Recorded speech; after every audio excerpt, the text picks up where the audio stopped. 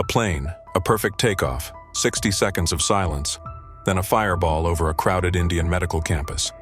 That's all it took for Air India Flight 171 to vanish from the sky, and from our understanding of how a Boeing 787 is supposed to work. It was a Dreamliner. It was inspected. It was cleared. And still, it never made it beyond 625 feet. But what if the real cause of the crash wasn't just hidden in the wreckage, but hidden in the sound? Because just before that fatal descent, a strange mechanical hum was caught on tape, a sound that should never appear during a standard takeoff. Not from a twin-engine jet. Not unless something had already gone horribly wrong. What was it? Why was it there? And how did a commercial pilot, not a crash investigator, not Boeing, not the media, finally decode it and expose a mystery that now has global aviation authorities on edge? This is not just about one crash. It's about a pattern. And what you're about to hear might change the way you feel the next time you board a plane. Let's dive into it. Air India Flight 171 took off from Ahmedabad with nothing out of the ordinary. From security footage, we see the Dreamliner accelerating smoothly, nose lifting perfectly. No smoke, no unusual tilt, no warning signs. For the first 15 seconds, everything looks ideal. But then, without warning, the plane stops climbing. It simply plateaus at around 625 feet, an altitude so low it would still be visible from nearby rooftops. And then it begins to fall. What makes this so unsettling is that the aircraft does not show signs of mechanical failure in the way we've come to expect. There's no fire trail, no sudden loss of structural integrity, no erratic movements. It descends as if deliberately, calmly, but it never recovers. By the time it crashes into the side of BJ Medical College, the aircraft is already engulfed. A massive explosion, hundreds rushing to the site, and amidst the debris, one single survivor, a man in seat 11A, whose miraculous escape raised more questions than answers. Within hours, news outlets rushed to broadcast crash footage. But what most people saw was not the original video. It was a screen recording, blurry, grainy, shot over someone's shoulder. Still, it went viral, until a clearer version emerged, one with cleaner visuals and audio. And that's when the mystery began. A subtle whine, rising in pitch, cutting through the roar of the engines, a noise too mechanical, too specific. Not from the engines, not from the airframe. Experienced pilots and engineers recognized it instantly. It wasn't a normal sound. It was a ram air turbine, or RAT, a device that only deploys during total engine failure or catastrophic system loss. And yet, Flight 171 had barely taken off. Why was a RAT deployed just seconds into the flight? What triggered this emergency system so early, and what does it reveal about what was happening in that cockpit? While analysts were still combing through telemetry and crash reports, a seasoned commercial airline pilot took to YouTube, not to speculate, but to demonstrate. He cross-referenced sound signatures. He compared RAT deployments from real emergency landings, from Japan Airlines, from Boeing test videos, and matched them, frequency for frequency, to the sound in the Air India 171 footage. It was identical. The pilot concluded something chilling. The RAT had deployed not during descent, but during the climb, possibly within seconds of liftoff. That could only mean one thing. A total power failure, electrical or hydraulic, had struck the aircraft during takeoff. But the implications are even worse. Because if this happened before the aircraft ever left the runway completely, the pilots would have had seconds to respond. And the RAT? It wasn't just a symptom. It was the only thing keeping the plane systems alive. The idea that a 787 suffered such a failure in such a narrow time window rewrites how we think about takeoff safety. Here's where it gets truly disturbing. This is not the first time a Boeing aircraft has had mysterious failures during or just after takeoff. But it is the first time that the ram air turbine appears to have deployed without any official confirmation from the manufacturer or aviation authorities. Boeing stock plummeted after the incident, nearly $10 in a day. Why? Because every time a crash even hints at being system-related, it echoes previous tragedies. The MAX disasters, the autopilot overrides, the software anomalies swept under layers of legalese and PR statements. And yet, Boeing insists the 787 is one of the safest aircraft ever built. The survivor's testimony only deepens the mystery. He claims to have jumped from the plane, an almost impossible feat unless the fuselage split open early, offering a narrow window for escape.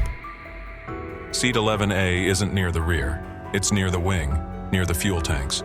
The implication is terrifying. The plane may have already been failing structurally before impact. And still, no one has officially acknowledged the RAT. That sound, that turbine, might be the single biggest clue. And one pilot alone managed to solve what an entire investigation was still ignoring. When a ram air turbine activates, it's not subtle, not inside the cockpit. The sudden drop in cabin systems, the switch to manual reversion, the transformation of the aircraft's behavior from stable to unresponsive, all of it happens in a blink. The pilots of Flight 171, assuming they were even aware of the RAT deployment, would have faced one of the most terrifying scenarios imaginable. A complete electrical dropout with no time, no altitude, and no checklist capable of fixing what had just occurred. Unlike a fire or a visible malfunction, this was a silent failure. No automated voice warnings, no flashing displays, just the plane quietly handing over control, but only partially. And in those crucial first 30 seconds after takeoff, where every second matters, this sudden electronic blackout left the crew flying blind, with nearly 200 tons of fuel and metal drifting toward a densely populated city. The cockpit would have gone from digital confidence to analog chaos, and no simulator on Earth trains for that at 625 feet above ground. Modern jets like the 787 are so heavily automated that pilots often rely on electronic systems to execute tasks once done manually: thrust balancing, trim adjustment, even flight surface alignment during takeoff. But when the RAT engages, those systems vanish. What's left is bare minimum hydraulics, essential for keeping the aircraft controllable, but with none of the intelligent corrections the system normally applies behind the scenes.